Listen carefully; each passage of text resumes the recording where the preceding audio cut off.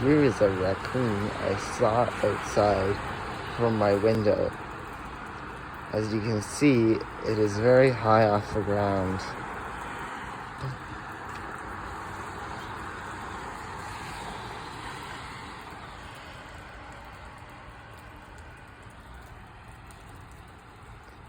It's very snowy outside today, and you can see they've just plowed the roads. There was a bus stuck there earlier. Luckily it's gone. And I think this is the snowiest day of the year in Toronto.